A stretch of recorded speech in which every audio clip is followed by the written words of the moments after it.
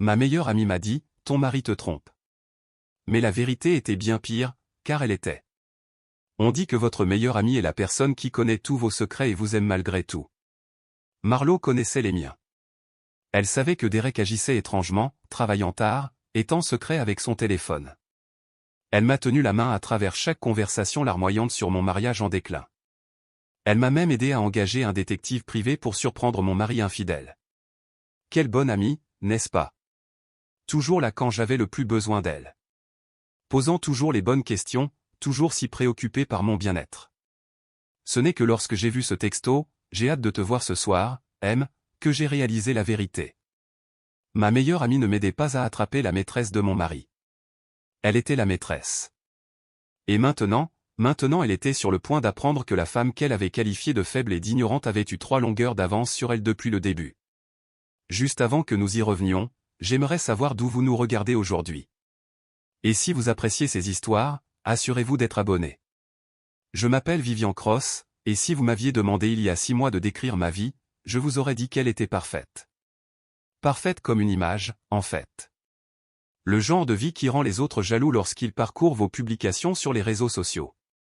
Je vivais à Brookhaven, une de ces banlieues où chaque pelouse semble sortie d'un magazine, et chaque maison coûte plus que ce que la plupart des gens gagnent en 5 ans. Mon mari, Derek, était tout ce qu'une femme pouvait désirer, grand, charmant, prospère dans l'immobilier, et assez beau pour que les autres épouses lui jettent des regards furtifs lors des barbecues de quartier. Nous étions mariés depuis 7 ans, ensemble depuis 9, et tout le monde disait que nous étions le couple en or. Derek m'apportait des fleurs tous les vendredis, juste comme ça. Nous faisions des voyages romantiques dans la Napa Valley et à Martha's Vineyard. Notre maison était toujours parfaitement décorée, toujours prête pour les dîners que nous aimions organiser. Mais la partie la plus importante de ma vie parfaite était ma meilleure amie, Marlo Patterson. Nous avions été colocataires à l'université. Et d'une manière ou d'une autre, cette amitié avait survécu à tout, des carrières différentes, des villes différentes pendant quelques années, et même le mariage. Marlo était la sœur que je n'avais jamais eue, la personne que j'appelais quand quelque chose de merveilleux arrivait ou quand tout allait mal. Marlo avait épousé Wesley, un avocat d'affaires discret mais brillant, spécialisé en droit de la famille. Wesley était l'opposé de Derek à bien des égards. Là où Derek était bruyant et sociable, Wesley était réfléchi et réservé. Là où Derek captait l'attention lors des fêtes, Wesley préférait les conversations tranquilles dans les coins. Mais ils s'équilibraient bien, tout comme Marlo et moi. Nous 4 étions devenus inséparables au fil des ans. Chaque été, nous louions une maison ensemble à Martha's Vineyard. Chaque hiver, nous planifions des voyages de ski au Colorado. Nous étions les contacts d'urgence les uns des autres, les parrains et marraines des futurs enfants dont nous parlions tous d'avoir un jour. C'est lors d'une de nos soirées jeux habituelles que j'ai remarqué pour la première fois que quelque chose n'allait pas. Nous étions chez Derek et moi, jouant à un jeu de culture générale pour couple, riant autour d'un verre de vin et de plats à emporter de notre restaurant italien préféré. Tout semblait normal jusqu'à ce que le téléphone de Derek se mette à vibrer constamment sur la table basse. « Tu ne vas pas regarder ?» demanda Marlo, désignant le téléphone avec son verre de vin. Derek y jeta un coup d'œil et haussa les épaules. Juste des trucs de travail. Rien qui ne puisse attendre. Mais les vibrations continuaient, et je pouvais voir que cela dérangeait tout le monde. Finalement, je l'attrapai en jouant. « Allez, monsieur important. Voyons quelle crise nécessite votre attention immédiate. » La main de Derek jaillit plus vite que je ne l'avais jamais vu bouger, m'arrachant le téléphone. La force de sa prise renversa même mon verre de vin, répandant du vin rouge sur notre table basse blanche. « Jésus, Derek, dis-je en me levant pour prendre des serviettes. C'est juste ton téléphone. » « Désolé, dit-il rapidement, mais sa voix était tendue. C'est juste que... il pourrait y avoir des informations confidentielles de clients dessus. Je le regardais étrangement. En 7 ans de mariage, Derek n'avait jamais été secret au sujet de son téléphone. Je connaissais son code d'accès. J'avais répondu à ses appels quand il était sous la douche. Cette soudaine protection semblait complètement inhabituelle de sa part. Quand je levai les yeux après avoir nettoyé le vin, je surpris Marlo et Wesley échangeant un regard. Ce fut rapide, mais il y avait quelque chose de chargé là-dedans, quelque chose qui me serra l'estomac de malaise. « Tout va bien ?» demandai-je. « Bien sûr », dit Marlo rapidement, ce sourire éclatant que je connaissais si bien se répandant sur son visage. Pourquoi ça n'irait pas? Mais pour le reste de la soirée, je ne pus me défaire du sentiment que quelque chose avait changé. Derek garda son téléphone face cachée sur ses genoux, et je remarquai qu'il le vérifiait discrètement tout au long de la nuit. Marlo semblait plus animé que d'habitude, parlant fort et riant un peu trop fort aux blagues de Derek. La semaine suivante, j'ai trouvé un reçu dans la voiture de Derek en cherchant mes lunettes de soleil. C'était de Victoria's Secret. De la lingerie chère, définitivement pas ma taille, définitivement pas mon style. J'ai fixé le reçu pendant longtemps, assise dans notre garage, essayant de trouver une explication innocente. Quand Derek est rentré ce soir-là, je l'attendais avec le dîner prêt et le reçu sur le comptoir. « Qu'est-ce que c'est » demandai-je, gardant ma voix légère et curieuse plutôt qu'accusatrice. Derek y jeta un coup d'œil et ne s'arrêta même pas. « Oh, ça ? C'est pour l'anniversaire de Pénélope la semaine prochaine. Tu sais comment elle est avec les choses de luxe. » Pénélope était la sœur cadette de Derek, et oui, elle aimait les cadeaux chers. C'était une explication parfaitement raisonnable. Alors pourquoi quelque chose dans la réponse immédiate et lisse de Derek me dérangeait-il? J'ai appelé Pénélope le lendemain, juste pour discuter. Nous avons parlé de travail, de son nouvel appartement, du temps qu'il faisait. Finalement, j'ai mentionné que Derek avait fait des achats pour son anniversaire. « Oh, c'est si gentil de sa part », dit Pénélope, bien que, honnêtement, je sois surprise qu'il s'en soit souvenu. Tu sais comment sont les hommes avec les dates. Eh bien, il voulait offrir quelque chose de vraiment spécial, dis-je prudemment. Quelque chose de Victoria's Secret. Il y eut une pause. Victoria's Secret? C'est intéressant. Je veux dire, j'apprécie l'intention, mais Derek ne m'a jamais acheté de lingerie auparavant. Ce serait un peu bizarre, non? Après avoir raccroché, je suis restée assise dans ma cuisine pendant longtemps, à ne rien fixer. Pénélope avait confirmé l'histoire, mais quelque chose dans sa voix avait été étrange. Mal à l'aise, comme si elle lisait un scénario qu'elle n'avait pas tout à fait mémorisé. C'est alors que j'ai commencé à prêter attention à des choses que j'avais précédemment ignorées. Comme la façon dont notre voisine âgée, Madame Abernathy, semblait me regarder avec des yeux compatissants chaque fois que je la croisais à la boîte aux lettres. « Comment allez-vous, ma chère » demanda-t-elle un matin, sa voix portant un poids qui suggérait qu'elle ne faisait pas que bavarder. « Je vais bien, Madame Abernathy. »« Comment allez-vous ?»« Oh, vous savez. Je ne dors plus aussi bien qu'avant. Je suis debout à toute heure, regardant par ma fenêtre. » Elle marqua une pause significative. « Je vois des choses. Les voitures dans des endroits où elles ne devraient pas être. Des gens qui vont et viennent à des heures étranges. » Je sentis mon pouce accélérer. Quel genre de choses? Mais Madame Abernathy me tapota doucement le bras. Rappelez-vous juste, ma chère, que parfois les personnes les plus proches de nous sont celles que nous devrions surveiller le plus attentivement. Ces mots me hantèrent pendant des jours. J'ai commencé à remarquer des choses sur le comportement de Derek que j'avais précédemment écarté, comment il avait commencé à travailler tard plus souvent, comment il semblait distrait pendant nos conversations, écoutant toujours à moitié tout en faisant défiler son téléphone, comment il était soudainement devenu très intéressé à aller à la salle de sport, à acheter de nouveaux vêtements, à prêter plus d'attention à son apparence. Le point de rupture est survenu lors de la fête annuelle de mon entreprise. Je travaillais pour une agence de marketing en ville, et chaque année nous organisions une grande célébration pour les clients et les employés. Derek charmait habituellement tout le monde lors de ces événements, mais cette année-là, il passa la majeure partie de la soirée à parler à mon assistante, Belle. Belle avait 23 ans, blonde, et le genre de beauté qui faisait oublier aux hommes qu'ils étaient mariés. J'ai regardé Derek se pencher près d'elle, rire à tout ce qu'elle disait, lui toucher le bras quand il parlait. Ce n'était pas juste une conversation amicale. Il y avait quelque chose de délibéré et de séducteur dans son attention. « Votre mari fait certainement une forte impression » dit Marlo, apparaissant à côté de moi avec 2 coupes de champagne. « Que voulez-vous dire ?» Juste que Belle semble très intéressée par tout ce qu'il dit. La voix de Marlo portait une note d'inquiétude qui semblait sincère. J'espère que ça ne vous dérange pas que je le mentionne, mais c'est assez évident. J'ai regardé de nouveau de l'autre côté de la pièce. Derek avait sa main sur le bas du dos de Belle, la guidant vers le bar. D'autres personnes commençaient à remarquer. Je devrais probablement aller le sauver de lui-même, dis-je, forçant un rire. Vivian, dit Marlo, attrapant mon bras. Si jamais tu as besoin de parler de quoi que ce soit, tu sais que je suis là pour toi, n'est-ce pas? La sincérité dans sa voix était réconfortante. Quoi qu'il se passe avec Derek, au moins j'avais Marlo. Au moins j'avais quelqu'un en qui je pouvais avoir entièrement confiance. Pour notre anniversaire ce mois-là, Derek m'emmena à Chalaron, un restaurant français haut de gamme du centre-ville. Cela aurait dû être romantique, mais Derek sembla distrait toute la soirée. Il n'arrêtait pas de vérifier son téléphone, regardant autour du restaurant comme s'il attendait quelqu'un.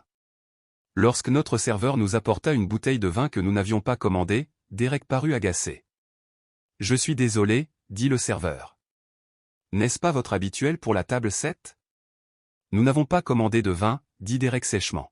« Mes excuses, monsieur Cross. »« Je pensais ? » ?»« Eh bien, vous êtes habituellement ici avec. » Le serveur s'interrompit, l'air confus et embarrassé. « Avec qui ? » demandai-je. « Personne, » dit Derek rapidement. « Il me confond avec quelqu'un d'autre. » Mais le serveur avait l'air de vouloir disparaître dans le sol. Après son départ, je fixai Derek à travers la table éclairée aux chandelles. « Tu viens ici régulièrement ? Parfois pour des dîners d'affaires ? À la table 7 ? Je ne fais pas attention au numéro de table, Vivian. » Mais je pouvais dire qu'il mentait. Il y avait quelque chose dans la façon dont il ne rencontrait pas mes yeux, la façon dont sa mâchoire se serrait quand il était irrité.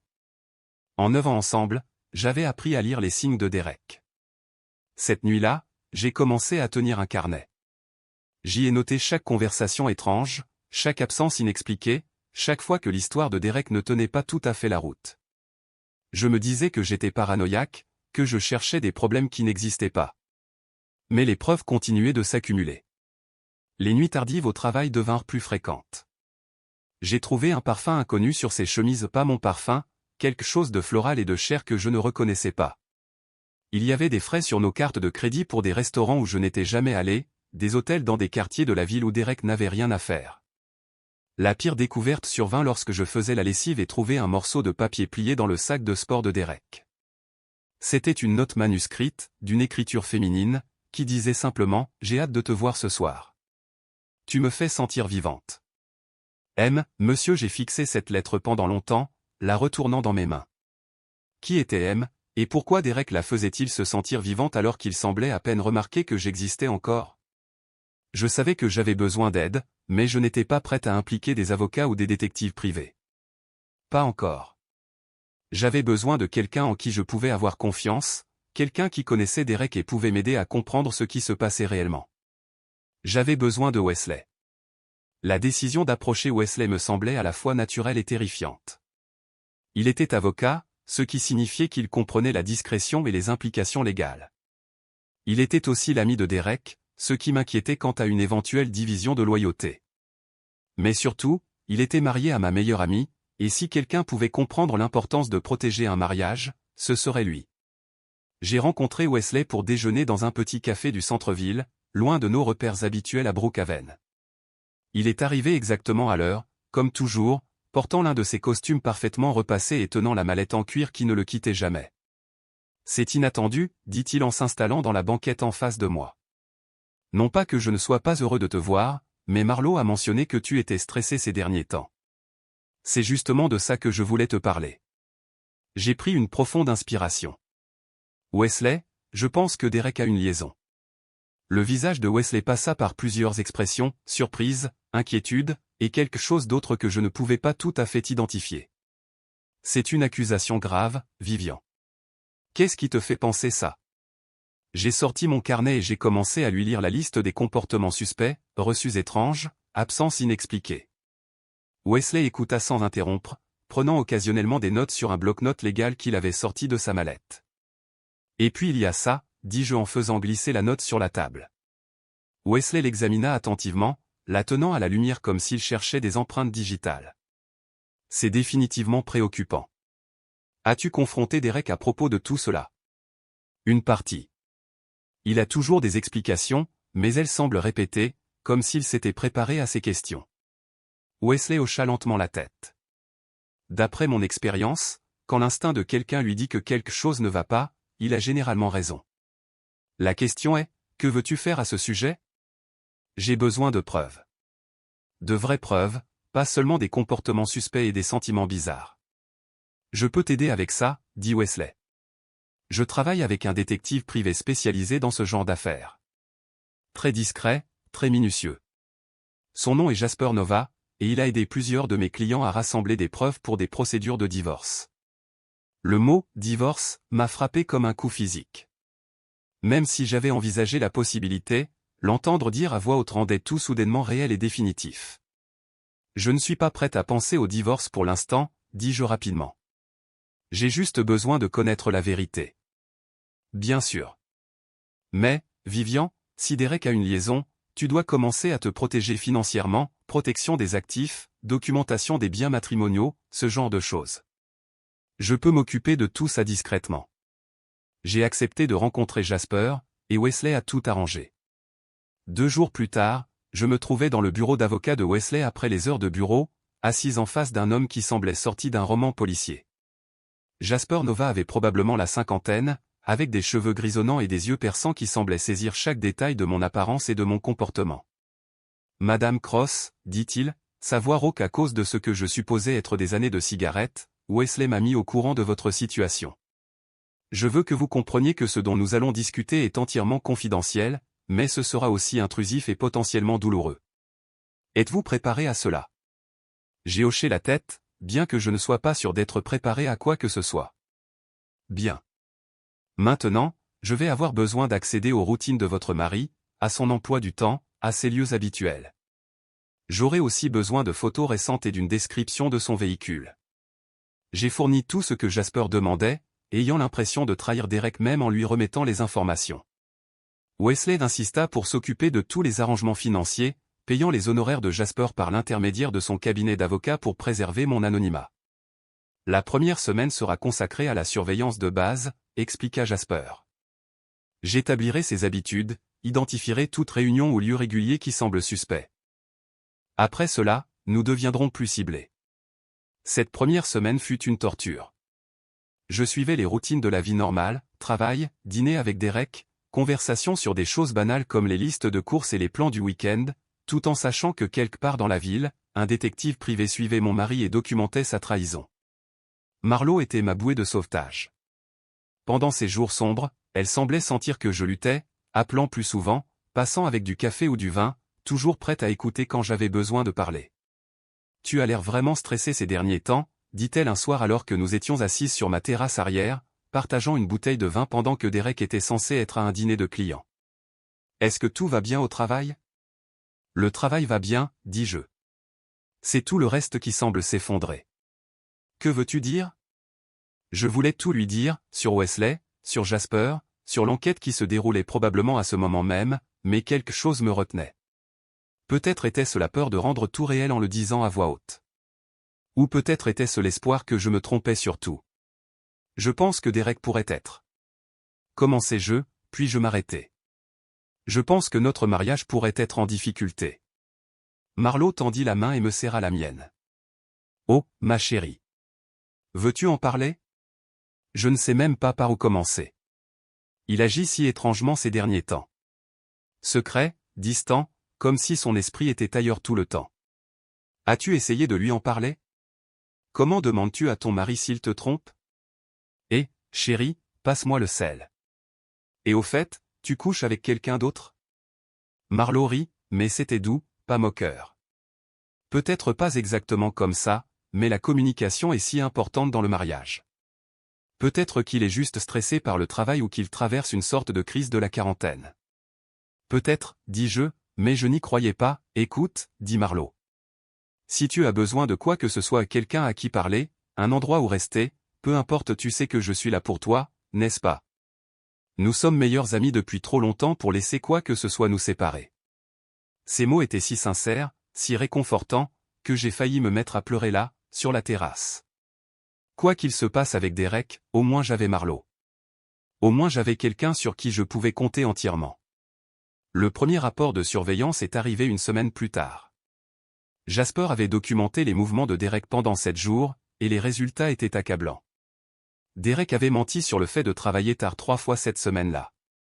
Au lieu de dîner de clients, il avait rencontré une femme non identifiée à divers endroits de la ville. Les photos étaient granuleuses mais suffisamment claires pour voir Derek avec une femme brune qui semblait avoir à peu près mon âge. Ils avaient été photographiés dans un café du centre-ville, dans le parking d'un hôtel de charme, et marchant ensemble dans un parc où je n'étais jamais allé avec mon mari. Le sujet semble être dans une relation amoureuse avec cet individu, indiquait le rapport de Jasper dans un langage clinique. Le contact physique observé comprend le fait de se tenir la main, de s'étreindre et de s'embrasser. La relation semble établie et continue plutôt que décontractée. J'ai fixé les photos jusqu'à ce que mes yeux me brûlent. Il y avait mon mari de 7 ans, tenant la main d'une autre femme, l'embrassant comme il m'embrassait, la regardant avec une expression que je reconnaissais parce qu'elle m'était autrefois réservée. « Je suis désolé, dit Wesley quand je l'ai appelé après avoir lu le rapport. Je sais que ce n'est pas ce que tu espérais entendre. En fait, c'est ce que j'espérais entendre, dis-je, me surprenant moi-même. Non pas que j'en sois heureuse, mais je commençais à penser que je devenais folle. Au moins maintenant je sais que je n'imagine pas des choses. Que veux-tu faire ensuite? Je veux savoir qui elle est. » Wesley organisa une surveillance plus ciblée. Jasper commença à suivre la femme mystérieuse, essayant de l'identifier et de comprendre sa relation avec Derek. Pendant ce temps, Wesley suggéra que nous installions un logiciel de suivi sur les appareils de Derek pour recueillir des preuves numériques. « Je ne peux pas le faire, dis-je à Wesley. Je ne peux pas l'espionner dans notre propre maison. C'est trop violent. »« Je comprends, » dit Wesley. « Mais tu dois penser à te protéger. Si Derek prévoit de te quitter pour cette autre femme, il pourrait déjà être en train de déplacer des actifs, de cacher de l'argent, de se préparer à un divorce. Tu dois savoir à quoi tu as affaire. » L'idée que Derek puisse prévoir de me quitter ne m'était pas venue à l'esprit. J'avais été tellement concentré sur la trahison, la douleur de découvrir sa liaison, que je n'avais pas envisagé les implications pratiques. « Penses-tu vraiment qu'il prévoit de me quitter? Je pense que tu dois être préparé à toute éventualité. Ce week-end-là, nous avons organisé un dîner chez nous, une de ces affaires élaborées que Derek adorait, avec du vin cher et plusieurs plats et des conversations qui duraient tard dans la nuit. Marlo et Wesley sont venus, ainsi que plusieurs autres couples de notre quartier. J'ai observé Derek tout au long de la soirée, étudiant son comportement avec de nouveaux yeux. Il était charmant et attentionné, jouant le rôle du mari parfait pour nos invités. Mais j'ai remarqué des choses que j'avais manquées auparavant, comment il gardait son téléphone face cachée sur la table, comment il s'excusait pour prendre un appel qu'il prétendait être lié au travail, comment il semblait presque soulagé quand les invités commençaient à partir. Après que tout le monde soit parti et que nous nettoyions, le téléphone de Derek vibra avec un message texte. Il était dans la cuisine, chargeant le lave-vaisselle, et son téléphone était sur la table basse à côté de moi. Sans réfléchir, je jetai un coup d'œil à l'écran. Le message provenait de quelqu'un répertorié comme Monsieur Patterson, et il disait « J'ai passé un moment tellement merveilleux aujourd'hui. J'ai hâte de te voir demain soir. » Monsieur Patterson, le même homme qui avait écrit le mot que j'avais trouvé dans le sac de sport de Derek. Mais Patterson c'était le nom de jeune fille de Marlo. Elle l'avait gardé professionnellement après s'être mariée. J'ai fixé l'écran du téléphone jusqu'à ce qu'il s'éteigne, mon esprit tourbillonnant. Ça devait être une coïncidence. Il y avait probablement des dizaines de Monsieur Patterson dans la ville. Ça ne pouvait pas être. Mais en regardant autour de notre salon, encore jonché de verres à vin et d'assiettes du dîner de la soirée, j'ai commencé à remarquer des choses qui ne m'avaient pas frappé auparavant. Marlo était venue chez nous des dizaines de fois au fil des ans. Mais ce soir-là, elle s'y était déplacée comme si elle savait exactement où tout se trouvait. Elle était allée à la cuisine chercher plus de vin sans demander où nous gardions le tire-bouchon. Elle avait utilisé la salle de bain du rez-de-chaussée sans demander son chemin de petites choses, des choses insignifiantes, sauf qu'elles n'étaient pas du tout insignifiantes quand on les additionnait. Les jours qui suivirent ce dîner furent parmi les plus étranges de ma vie. Je suivais ma routine normale, travail, courses, conversation avec Derek sur des choses ménagères banales tout en ayant l'impression de vivre dans deux réalités à la fois. Dans une réalité, j'étais Vivian Cross, directrice marketing à succès, épouse aimante, amie dévouée de Marlo Patterson. Dans l'autre réalité, j'étais une femme dont le mari avait une liaison avec sa meilleure amie, et tout le monde lui mentait en face tout en prétendant se soucier de son bien-être. Je ne pouvais pas arrêter de penser à ce message texte, Monsieur Patterson. Ça devait être une coïncidence, mais les coïncidences commençaient à s'accumuler d'une manière qui semblait de moins en moins aléatoire. J'ai commencé à prêter plus d'attention au comportement de Marlo quand elle était près de Derek. Au dîner, j'avais été tellement concentré sur Derek que je ne l'avais pas vraiment regardé. Mais en y repensant, je me suis souvenu de moments qui semblaient maintenant chargés de sens, comment elle avait ri un peu trop fort à ses blagues, comment elle avait trouvé des excuses pour lui toucher le bras quand elle lui parlait, comment elle avait proposé de l'aider dans la cuisine quand Wesley et moi étions en pleine conversation sur autre chose. Wesley avait monté un dossier pour mon divorce, rassemblant des documents financiers et des précédents juridiques. Mais j'ai réalisé que j'avais besoin de rassembler quelques preuves de mon côté avant d'être prête à prendre des décisions concernant mon mariage. J'ai commencé par l'ordinateur portable de Derek. Il le gardait dans son bureau à domicile. Et bien qu'il soit protégé par un mot de passe, je connaissais assez bien Derek pour deviner ses mots de passe. Il utilisait des variations de sa date de naissance, de notre anniversaire, de son équipe de football universitaire et des choses qui avaient du sens pour lui mais n'étaient pas particulièrement créatives. À ma troisième tentative, l'ordinateur portable s'est ouvert. Je me sentais comme une criminelle en fouillant dans ses fichiers, son historique de navigation, ses comptes de messagerie. La plupart étaient des trucs de travail ennuyeux, liste de propriétés, communication avec les clients, newsletter de l'industrie. Mais enfoui dans ces emails supprimés, j'ai trouvé quelque chose qui m'a glacé le sang. C'était un fil de mail entre Derek et quelqu'un avec l'adresse email marlo.perité@gmail.com. Les emails remontaient à 8 mois et devenaient de plus en plus intimes avec le temps. Les premiers étaient amicaux mais professionnels, discussions sur les investissements immobiliers, recommandations de restaurants, plaintes concernant les horaires de travail de leurs conjoints respectifs. Mais dans les emails les plus récents, ils faisaient des plans pour se rencontrer, exprimaient des sentiments l'un pour l'autre, et discutaient de ce qu'ils appelaient « notre situation ». Je déteste mentir à Vivian, disait l'un des emails de Derek. C'est une bonne personne, et elle ne mérite pas ça, mais je n'ai jamais ressenti pour personne ce que je ressens pour toi. La réponse de Marlo était encore pire, je sais que c'est terrible, mais parfois je pense qu'elle est tellement concentrée sur sa vie parfaite qu'elle ne te voit même pas vraiment. Elle n'apprécie pas ce qu'elle a. Quand nous sommes ensemble, tu deviens la personne que tu es censé être. J'étais assise sur la chaise de bureau de Derek, fixant l'écran, ayant l'impression que quelqu'un avait plongé la main dans ma poitrine et m'avait serré le cœur jusqu'à ce qu'il s'arrête de battre. Ce n'était pas seulement la liaison. C'était la façon dont il parlait de moi. Comme si j'étais un obstacle à leur bonheur. Comme si j'étais trop stupide ou égocentrique pour remarquer ce qui se passait juste devant moi. Le pire, c'est qu'une partie de ce que Marlo écrivait était probablement vrai. J'avais été concentré sur le maintien de notre vie parfaite, de notre image parfaite. J'avais travaillé de longues heures, planifié des dîners élaborés, posté des photos soigneusement sélectionnées sur les réseaux sociaux qui montraient au monde à quel point nous étions heureux. Peut-être que je n'avais pas prêté assez attention aux besoins de Derek. Peut-être que j'avais pris notre mariage pour acquis. Mais cela n'excusait pas ce qu'il me faisait. J'ai imprimé les emails les plus compromettants et les ai supprimés de l'ordinateur de Derek, couvrant soigneusement mes traces. Puis j'ai appelé Jasper et lui ai demandé de concentrer sa surveillance sur Marlo. « Vous pensez que l'autre femme est votre amie ?» demanda Jasper. « Je pense que l'autre femme est ma meilleure amie », le corrigeai-je. « C'est dur, Madame Cross. Vraiment dur. Mais ça facilitera la surveillance. Je sais déjà à quoi elle ressemble d'après les photos que vous avez fournies. » Cet après-midi-là, Jasper m'appela avec la confirmation. Il avait suivi Marlo jusqu'au même hôtel de charme où Derek avait été photographié avec sa mystérieuse femme. Le moment correspondait parfaitement à la prétendue réunion de Derek avec un client. Ils ont une routine, rapporta Jasper. Tous les mardis et jeudis après-midi, même hôtel, même chambre. Ils font ça depuis des mois. J'avais la nausée. Les mardis et jeudis étaient les jours où Marlo m'appelait habituellement pour discuter, pour prendre de mes nouvelles, pour faire des plans pour le week-end. Elle m'appelait depuis des chambres d'hôtel où elle venait de finir de coucher avec mon mari.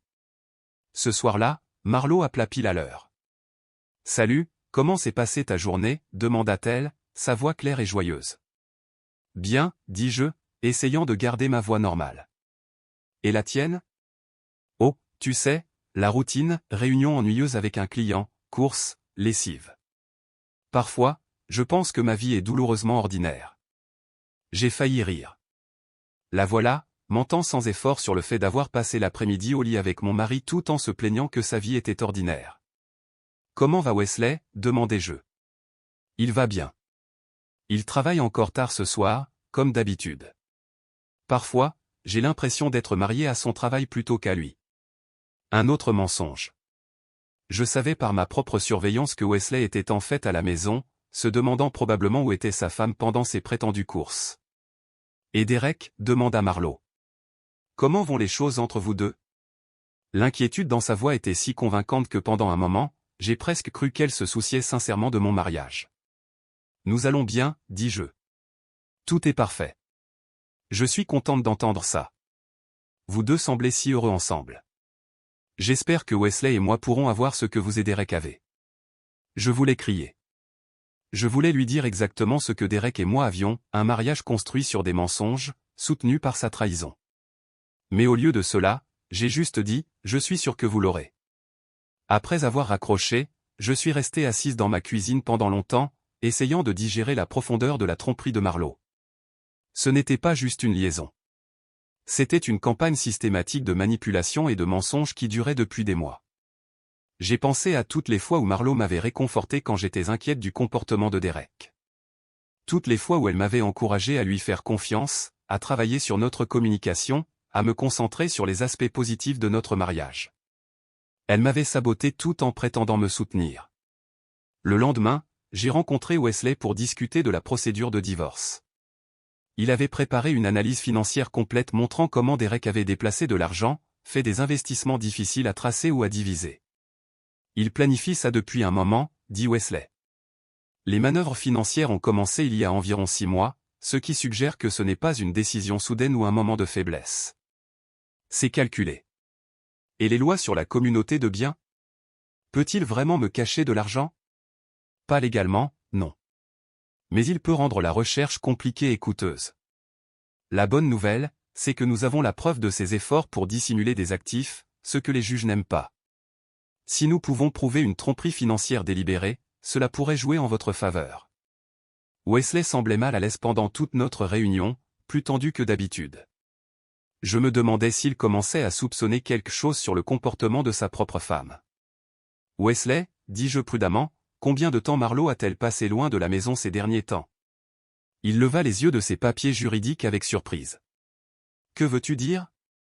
J'ai juste remarqué que quand je l'appelle, elle est souvent en train de faire des courses ou de rencontrer des clients. Elle semble plus occupée que d'habitude. Wesley fronça les sourcils. Maintenant que tu le dis, elle a travaillé davantage, de nouveaux projets d'écriture en freelance, dit-elle. Pourquoi demandes-tu? Je ne pouvais pas lui dire la vérité. Pas encore. J'avais besoin de plus de preuves, et je devais être absolument certaine avant de détruire un autre mariage. Aucune raison. Je m'inquiète juste qu'elle travaille trop dur. Mais je pouvais voir que ma question avait semé le doute dans l'esprit de Wesley. C'était un homme intelligent, et une fois qu'il commencerait à prêter attention à l'emploi du temps de sa femme, il commencerait probablement à remarquer les mêmes incohérences que j'avais remarquées avec Derek. Ce week-end-là, Derek annonça qu'il devait partir en ville pour une réunion avec un client. Grosse affaire immobilière à Charleston, dit-il. Je serais probablement parti jusqu'à mardi. Je savais qu'il mentait. Charleston était à 4 heures de route, ne nécessitant guère un voyage de 4 jours. Mais j'ai joué le jeu, l'aidant à faire ses valises et lui souhaitant bonne chance avec son client. Après le départ de Derek, j'ai appelé Marlowe pour voir si elle voulait dîner, peut-être regarder un film. Ce serait intéressant de voir si elle était mystérieusement occupée pendant les prochains jours. Oh, j'adorerais, dit-elle, mais je vais en fait rendre visite à ma sœur à Atlanta ce week-end. Voyage de dernière minute. Drame familial. Tu sais ce que c'est. Marlowe n'avait pas de sœur à Atlanta. Elle avait une sœur qui vivait à Seattle et était actuellement enceinte de 8 mois. Je le savais parce que Marlowe et moi avions prévu d'assister à sa fête prénatale le mois prochain. C'est dommage, dis-je. Dis-lui bonjour de ma part. Je le ferai. On se rattrapera à mon retour. D'accord. Cette nuit-là, j'ai demandé à Jasper de suivre à la fois Derek et Marlowe. Son rapport du lendemain matin confirma ce que je savais déjà, ils avaient conduit ensemble jusqu'à un bed and breakfast dans les montagnes, utilisant de faux noms pour s'enregistrer en tant que Monsieur et Madame Patterson. Les photos fournies par Jasper les montraient marchant main dans la main dans une petite ville de montagne, partageant le petit déjeuner sur le porche de leur chalet, s'embrassant comme des jeunes mariés. Ils avaient l'air heureux. Ils avaient l'air d'être amoureux. Et cela faisait plus mal que toute autre chose. Ce n'était pas seulement du sexe ou une attirance physique. Derek regardait Marlo de la même façon qu'il me regardait autrefois. Ils construisaient quelque chose ensemble, planifiaient un avenir qui n'incluait pas leurs conjoints actuels. Lundi matin, j'étais assise à mon bureau, essayant de me concentrer sur mon travail, quand mon téléphone sonna. C'était Marlo, appelant de son prétendu voyage à Atlanta. « Salut, je voulais juste prendre de tes nouvelles, dit-elle. Comment vas-tu? Est-ce que Derek est revenu de Charleston? Pas avant demain, dis-je. Eh bien, au moins tu as un peu de temps pour toi. Parfois, c'est agréable d'avoir la maison pour soi, n'est-ce pas? Absolument, approuvai-je. Comment va ta sœur? Oh, elle va bien. Juste le drame familial habituel. Tu sais comment sont les familles. Je l'écoutais me mentir avec une telle aisance, une telle confiance exercée, et je réalisais que cette conversation allait être ma dernière en tant qu'ami. Quoi qu'il arrive ensuite, notre amitié était terminée, 12 ans de souvenirs partagés, d'innombrables heures de rire, de larmes et de secrets. Tout cela détruit par sa trahison. Mais je n'étais pas encore prête à la confronter. J'avais encore une carte à jouer. Un dernier test pour confirmer ce que je savais déjà. Marlo, dis-je, j'ai besoin de te dire quelque chose. Je pense que Derek a une liaison. Le silence à l'autre bout du fil était assourdissant. Quand Marlo parla enfin, sa voix était soigneusement contrôlée. Qu'est-ce qui te fait penser ça? Juste des petites choses. Il agit étrangement, travaille tard, et secret au sujet de son téléphone. J'ai trouvé des reçus pour des choses que je ne reconnaissais pas. Je suis probablement paranoïaque, mais je ne peux pas me défaire du sentiment que quelque chose ne va pas. Oh, ma chérie, dit Marlo, et sa voix était pleine d'une sympathie que je savais maintenant être complètement fausse. Je suis tellement désolé que tu traverses ça. Lui en as-tu parlé? Je ne sais pas comment aborder le sujet. Et si je me trompe? Et si je suis juste insécurisé et paranoïaque? Fais confiance à tes instincts, dit Marlo. Si quelque chose te semble anormal, ça l'est probablement. Mais tu dois faire attention à la façon dont tu gères ça. Ne fais pas d'accusations sans preuve. Le conseil était en fait judicieux, ce qui le rendait encore plus tordu. Elle me conseillait sur la façon d'attraper mon mari infidèle alors qu'elle était celle avec qui il me trompait. Je me sens tellement seul, dis-je. Comme si je n'avais personne en qui avoir confiance. Tu m'as, dit Marlo fermement. Tu m'auras toujours. Quoi qu'il arrive, je suis là pour toi. Quand j'ai raccroché le téléphone, j'ai commencé à rire. Non pas parce que quelque chose était drôle, mais parce que l'alternative était de crier ou de pleurer, et j'étais au travail. Marlo Patterson, ma meilleure amie depuis 12 ans, la personne en qui j'avais plus confiance que quiconque au monde, couchait avec mon mari et me mentait en face tout en m'offrant son soutien et son amitié. Il était temps d'arrêter d'être la victime et de commencer à être la chasseresse. Armé de la vérité dévastatrice sur la liaison de Derek et Marlo, j'ai été confronté à un choix qui définirait le reste de ma vie. Je pouvais les confronter immédiatement, crier et pleurer, et exiger des explications qui ne mèneraient qu'à plus de mensonges. Ou je pouvais être plus intelligente qu'ils ne m'en avaient crédité. J'ai choisi d'être plus intelligente. Le lendemain matin, j'ai appelé Marlo avec des larmes dans la voix, de fausses larmes, mais elle ne pouvait pas me voir à travers le téléphone. Marlo, j'ai besoin de toi, dis-je, laissant ma voix se briser d'émotion. Je crois que je perds la tête. Derek est rentré de Charleston hier soir, et il était si distant, froid, comme s'il pouvait à peine supporter de me regarder. Oh, ma chérie, dit Marlo, et je pouvais pratiquement l'entendre essayer de ne pas paraître excité. Je suis tellement désolé. Veux-tu que je vienne? Le ferais-tu? C'est juste que... Je ne sais pas à qui d'autre parler de ça. En moins d'une heure, Marlo était assise dans ma cuisine, me tenant les mains pendant que je lui parlais de mes soupçons grandissants que Derek me trompait. J'ai observé attentivement son visage pendant que je parlais, notant comment elle parvenait à avoir l'air inquiète tout en célébrant probablement intérieurement. Je me sens tellement idiote, dis-je. Peut-être que j'ai été une épouse terrible. Peut-être que je l'ai repoussée d'une manière ou d'une autre. N'ose surtout pas te blâmer, dit Marlo fermement. Si Derek a une liaison, c'est de sa faute, pas de la tienne. Tu es une épouse incroyable, Vivian. N'importe quel homme aurait de la chance de t'avoir. L'hypocrisie était à couper le souffle. Voici la femme qui me volait mon mari depuis 8 mois, me disant quelle merveilleuse épouse j'étais. Je ne comprends tout simplement pas comment je ne l'ai pas vu, continuai-je. Je veux dire, si Derek me trompe, cette autre femme doit être quelqu'un qu'il voit régulièrement, quelqu'un avec qui il se sent à l'aise. Peut-être quelqu'un que nous connaissons toutes les deux. J'ai observé le visage de Marlo pour toute réaction, mais elle était meilleure pour cacher ses émotions que ce à quoi je m'attendais. C'est possible, dit-elle prudemment. Les liaisons se produisent souvent avec des personnes de l'entourage régulier du trompeur, collègues, voisins, amis d'amis. Le pire, c'est de ne pas savoir qui elle est, dis-je. Je n'arrête pas de l'imaginer. Est-elle plus jolie que moi? Plus jeune? Qu'a-t-elle que je n'ai pas? Marlo me serra les mains. Arrête de te torturer. Qui qu'elle soit, elle n'est pas meilleure que toi. Elle est juste différente. Parfois, les hommes sont des idiots qui pensent que l'herbe est plus verte ailleurs. Pendant ce temps, Wesley m'aidait à tout documenter pour la procédure de divorce. L'équipe de jury comptabilité financière qu'il avait engagée découvrit que Derek avait été encore plus systématique dans sa tromperie que nous ne le pensions initialement.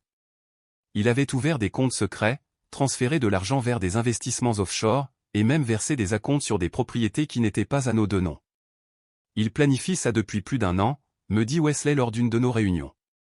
Ce n'est pas une liaison qui a mal tourné. C'est une stratégie de sortie calculée. Et Marlo, demandai-je prudemment.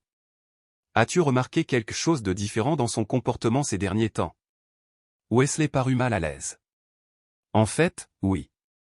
Elle travaille beaucoup le soir, prend de nouveaux projets en freelance. Elle dit que le travail est exigeant, nécessite beaucoup de réunions avec les clients. La crois-tu? Il resta silencieux pendant un long moment. Je veux la croire, mais certains détails ne collent pas. Elle a mentionné avoir rencontré un client dans un restaurant du centre-ville, mais quand j'ai appelé le restaurant pour nous faire une réservation, ils ont dit qu'ils n'avaient jamais entendu parler de l'entreprise qu'elle avait nommée. Je pouvais voir Wesley commencer à reconstituer ses propres soupçons. Il était trop intelligent pour ne pas remarquer les incohérences dans les histoires de Marlo, surtout maintenant que j'avais semé le doute.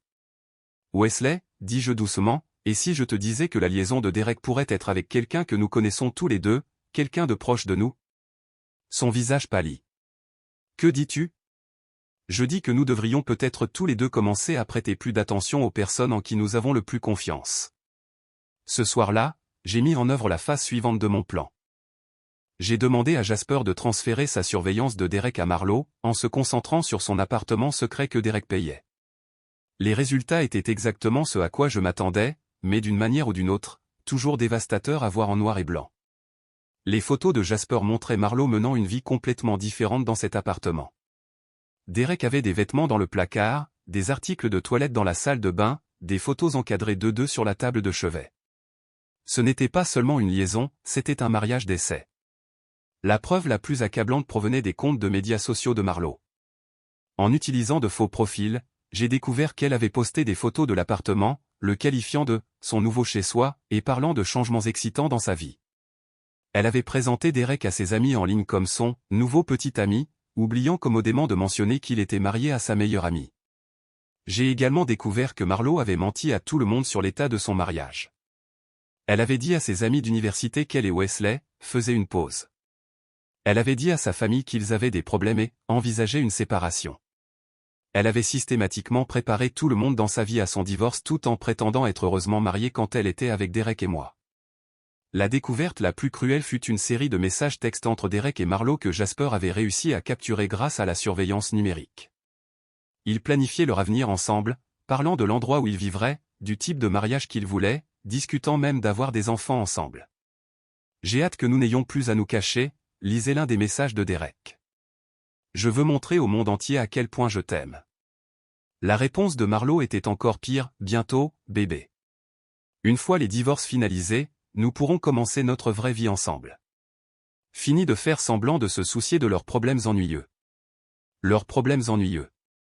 C'est ce que mon mariage était devenu pour eux. Un problème ennuyeux dont ils devaient faire semblant de se soucier pendant qu'ils construisaient leur relation secrète. Mais l'échange le plus révélateur eut lieu lorsqu'ils discutèrent de leur plan pour révéler la liaison. Ils ne prévoyaient pas d'avouer.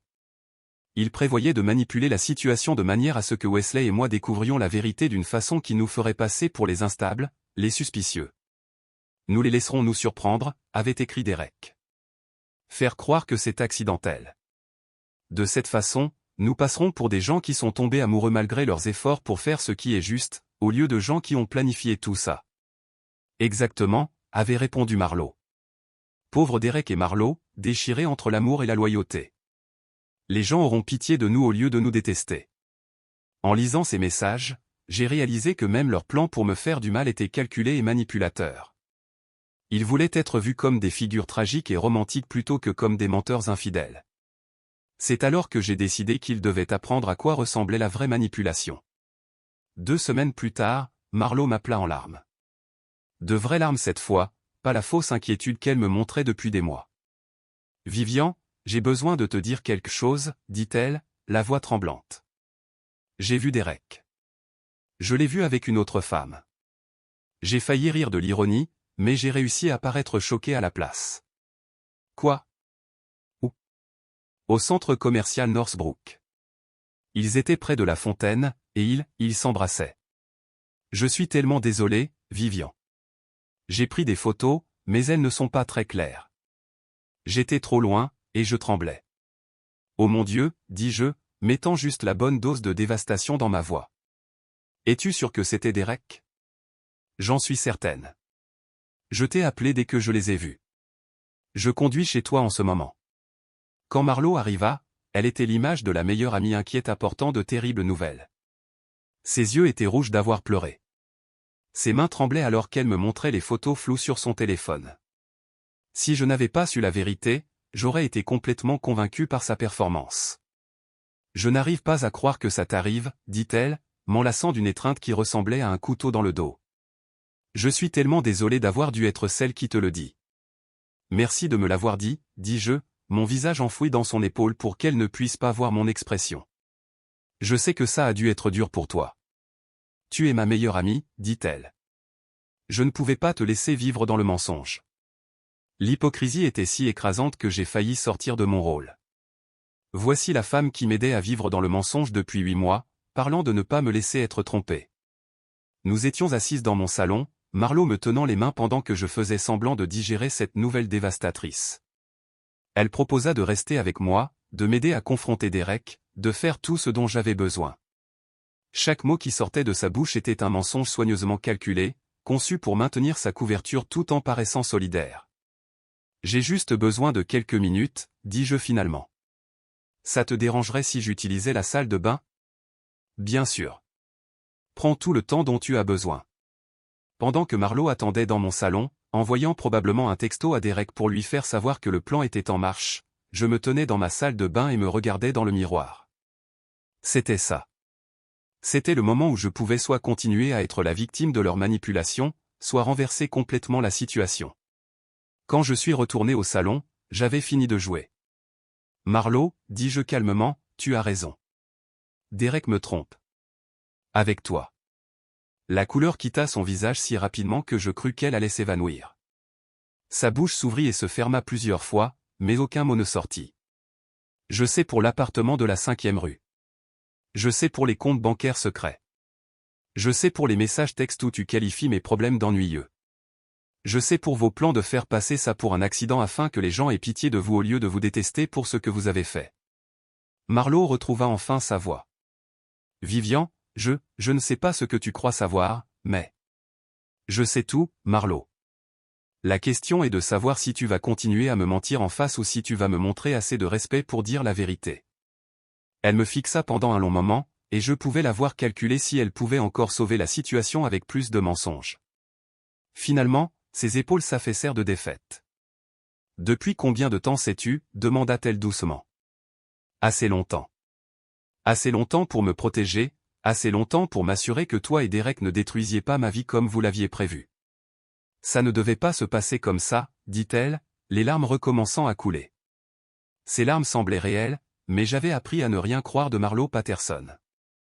Nous n'avions pas prévu ça. Nous avons essayé de lutter contre. Vous avez essayé de lutter contre en louant un appartement ensemble, en planifiant votre avenir tout en mentant à votre mari et à votre meilleur ami.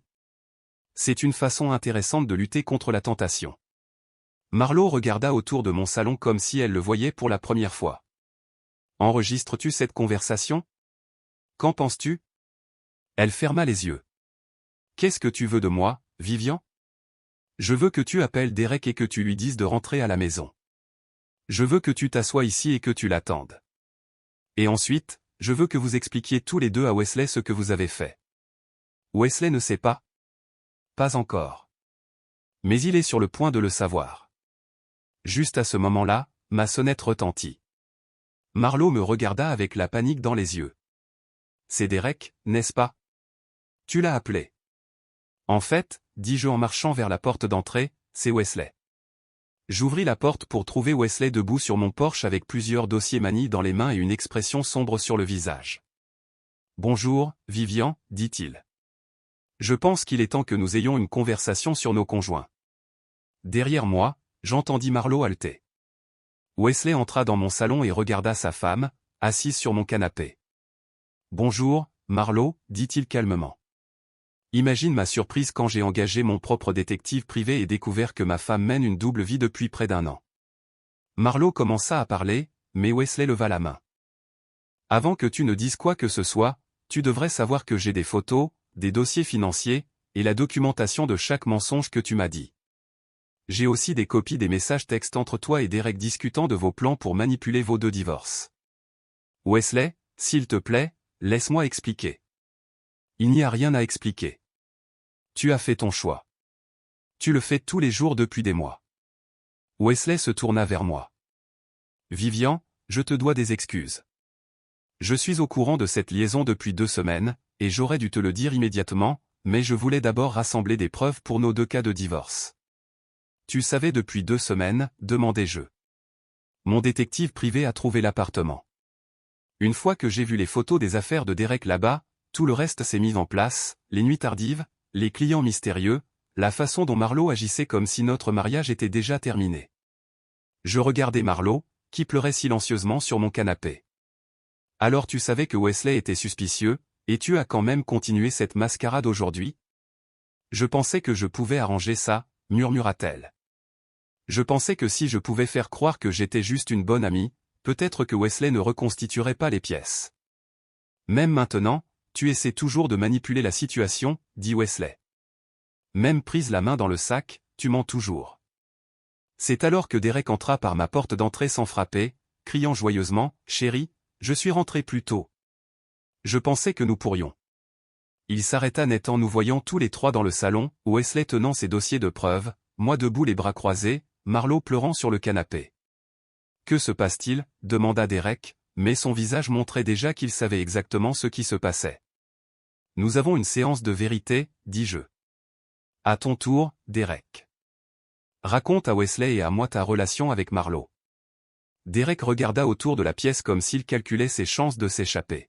« Je ne sais pas ce que tu crois savoir, mais... » Derek, dit Wesley doucement, j'ai des photos de toi emménageant tes vêtements dans l'appartement secret de ma femme. J'ai des relevés bancaires montrant que tu paies son loyer et ses factures de carte de crédit. J'ai des messages textes entre vous 2 planifiant votre vie ensemble. Alors, je te suggère de sauter la phase de déni et de passer directement à la gestion des conséquences. La confrontation qui suivit fut laide et douloureuse mais aussi libératrice. Derek essaya de me blâmer pour avoir négligé notre mariage. Marlowe essaya de prétendre qu'ils étaient tombés amoureux malgré leurs efforts pour résister à leurs sentiments. Tous 2 tentèrent de minimiser la planification et le calcul qui avait présidé à leur liaison. Mais Wesley et moi avions trop de preuves pour que leurs mensonges tiennent la route. Nous avions la documentation de fraude financière, de manipulation émotionnelle et de tromperie systématique qui durait depuis plus d'1 an. Les procédures de divorce qui suivirent furent rapides et brutales. Derek découvrit que ses tentatives pour cacher des actifs jouaient en fait contre lui au tribunal. Le juge Morrison fut particulièrement peu impressionné par la tromperie financière de Derek et m'accorda un règlement qui le laissa lutter pour maintenir son entreprise immobilière. « Monsieur Cross, dit le juge Morrison lors de notre dernière audience, vos tentatives pour frauder votre femme pendant ces procédures démontrent un schéma de malhonnêteté que ce tribunal trouve profondément troublant. Votre règlement reflète non seulement la division des biens matrimoniaux mais aussi une pénalité pour vos tentatives délibérées de contourner la loi. » Le divorce de Marlowe avec Wesley fut encore plus dévastateur pour elle. Leur contrat de mariage, qu'elle avait signé sans le lire attentivement, la laissa avec presque rien. L'appartement que Derek payait était à son nom, donc elle le perdit aussi quand il ne put plus se le permettre. En 6 mois, Marlowe était retourné vivre chez ses parents en Ohio. Sa carrière d'écrivain indépendant ne se remit jamais du scandale, et Derek, confronté à la ruine financière et à l'ostracisme social, déménagea finalement en Floride pour recommencer à zéro. Mais la partie la plus satisfaisante de ma vengeance n'était pas financière. C'était social. La nouvelle de leur liaison se répandit rapidement dans notre cercle social à Brookhaven. La tromperie élaborée, la trahison de l'amitié, la nature calculée de leur manipulation les transformèrent en parias sociaux du jour au lendemain. J'ai toujours pensé qu'il y avait quelque chose de bizarre chez Marlowe, me dirent plusieurs personnes après que la vérité eut éclaté. Elle semblait trop intéressée par les affaires des autres, trop désireuse d'être impliquée dans les relations de tout le monde. Madame Abernathy, ma voisine âgée, me prit à part un jour alors que je vérifiais mon courrier. J'ai essayé de vous prévenir, ma chère, dit-elle. J'ai vu la voiture de cette fille dans votre allée à des heures indues quand Derek était censé être au travail. Je les ai vus ensemble dans sa voiture, mais je ne savais pas comment vous le dire sans passer pour une vieille femme bavarde. Vous avez essayé de me prévenir, dis-je. Je n'étais tout simplement pas prête à l'entendre. Parfois, nous devons être prêts à voir la vérité avant de pouvoir l'accepter, dit-elle sagement. Wesley et moi avons maintenu une amitié bâtie sur le respect mutuel et l'expérience partagée. Nous avions tous deux été trahis par les personnes les plus proches de nous, et nous avions tous deux choisi de gérer cela avec intelligence plutôt qu'avec émotion. Savez-vous quelle est la partie la plus étrange, dit Wesley un soir alors que nous étions assis sur ma terrasse arrière, partageant une bouteille de vin et regardant le coucher de soleil. Je pense que Derek et Marlowe croyaient réellement qu'ils étaient les victimes dans tout cela. Comme s'ils étaient des figures tragiques et romantiques dont l'amour était tenu à l'écart par des circonstances cruelles, au lieu de deux personnes égoïstes qui ont détruit 2 mariages pour leur propre gratification. J'ajoutais, exactement. Ils n'ont jamais assumé la responsabilité de la douleur qu'ils ont causée. Même à la fin, ils essayaient de nous faire avoir pitié d'eux. 1 an plus tard, j'ai utilisé mon règlement de divorce pour créer ma propre agence de conseil en marketing. Libéré de la pression de maintenir l'image de Derek et de soutenir sa carrière, j'ai découvert que j'étais bien meilleur en affaires que je ne l'avais jamais imaginé. Mon entreprise a rapidement grandi, attirant des clients qui appréciaient mon style de communication directe et ma pensée stratégique.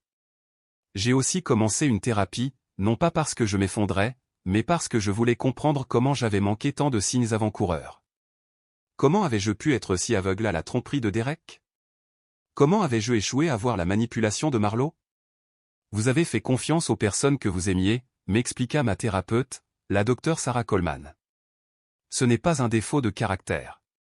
C'est ce que font les personnes saines dans des relations saines. Le problème n'était pas votre confiance. Le problème était leur fiabilité. Mais j'aurais dû voir les signes plus tôt. Peut-être. Mais même si vous l'aviez fait, qu'auriez-vous fait différemment? Confronter Derek la première fois que vous avez trouvé des reçus suspects? Il aurait menti, tout comme il a menti sur tout le reste. La seule différence est que vous n'auriez peut-être pas rassemblé suffisamment de preuves pour vous protéger financièrement. La docteure Coleman avait raison. Mon approche méthodique pour découvrir la vérité m'avait finalement épargné des conséquences bien pires. 2 ans après mon divorce, j'ai reçu un appel téléphonique inattendu. C'était Marlowe, appelant de l'Ohio.